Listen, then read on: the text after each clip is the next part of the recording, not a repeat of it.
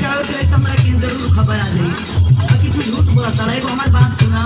बोला तनी को ना सोचले घर में छोड़ के गइले कनिया।